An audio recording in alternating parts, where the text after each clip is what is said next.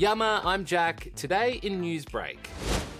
Video game Among Us hit with a massive hack. Victoria records 0 new cases. And the most amazing snooker player you've ever seen. No, really, it's quite amazing. And do you know what else would be really amazing? If you hit that subscribe button. Go on, do it. The incredibly popular video game Among Us has been hit with a massive spam attack by a hacker called Eris Loris. It's estimated the hack affected millions of players and forced users to spam messages supporting US President Donald Trump and threatening others to subscribe to the hacker's YouTube account. If you go by this video on Loris's account, it's pretty clear he's just being a bit of a troll and trying to get some attention. Even though Among Us is one of the biggest games in the world right now, it's only being run by a tiny team of 3 developers. They've spent the past few days scrambling to fix the problem and have just released 2 emergency patches which seem to have worked. It's finally happened, people. For the first time in more than 4 months, Victoria has recorded no new cases of COVID-19. Here's Charlotte with all the details. Get your donuts out, people, or any other zero-shaped food for that matter, because it's time to celebrate. That's right, in news all Victorians have been hanging out to hear, there's been 0, nil, naught, zilch, not even 1 new case of coronavirus, and no deaths recorded in the state overnight. The last time we recorded 0 cases was 139 days ago, on the 9th of June. So does that mean everyone's free to do as they please and all restrictions have been lifted? Well, things are definitely heading in that direction. Today, the Premier announced that from midnight tomorrow, all retail stores, restaurants and cafes can reopen with some restrictions. Outdoor sport can restart for under 18s, and the current 4 reasons to leave the house have also been scrapped, as long as they stay within 25 k's of home. We've all given a lot. I'm so proud and impressed and humbled by the contribution that so many Victorian families have made.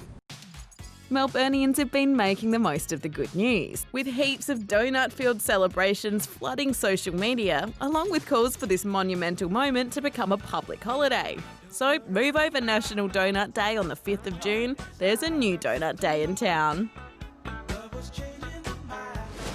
It's been a massive weekend in Aussie sport as both the AFL and NRL had their grand finals. We take a look at all the excitement and celebrations from the weekend's results. It's been a weekend of wins for Melbourne footy fans, with the Richmond Tigers and the Melbourne Storm taking the premierships in the AFL and NRL grand finals. Tensions were high during the NRL final, and for Melbourne Storm coach Craig Bellamy, it got a little too much. But by the end of the match, it's safe to say he'd cooled down.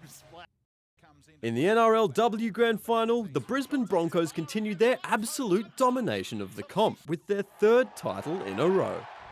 In the AFL Grand Final, it was a massive catfight as the Tigers faced off against Geelong. There was plenty to celebrate. Richmond won their 3rd flag in 4 years, and Dusty Martin became the first player in history to win 3 Grand Final Best on Ground medals. Let's go!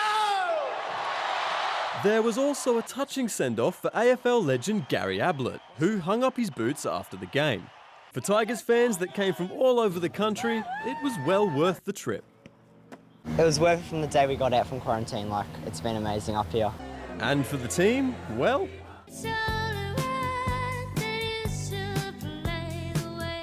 I guess Jack Riewoldt would say it's a dream come true. I think we're going to need a bigger boat. It's time for Jaws.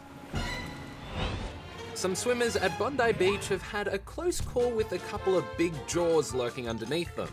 They were enjoying a nice dip in the ocean and decided to swim over and check out a school of salmon. It turns out they weren't the only ones curious to see what all the fuss was about. The swimmers had no idea the sharks were there, but luckily everyone came away without a scratch. Except for some of the poor salmon, of course. These guys couldn't wait to get their jaws into these treats. And their feet, apparently. Keepers at this Chicago zoo got into the spirit of Halloween with some pumpkins for snack time. And, well, it's safe to say the furry recipients were pretty happy about it. And how's the jaw control on this guy? Mohammed from Pakistan is a bit of a gun at snooker and has mastered one of the most creative ways to play the game we've ever seen. Mohammed says it's taken years of practice to perfect his style, and he's hoping one day he'll be able to take his game to the next level and compete internationally. What rhymes with jaw? More! And what more do you want than more videos from us? So hit that subscribe and like button and we'll keep them coming.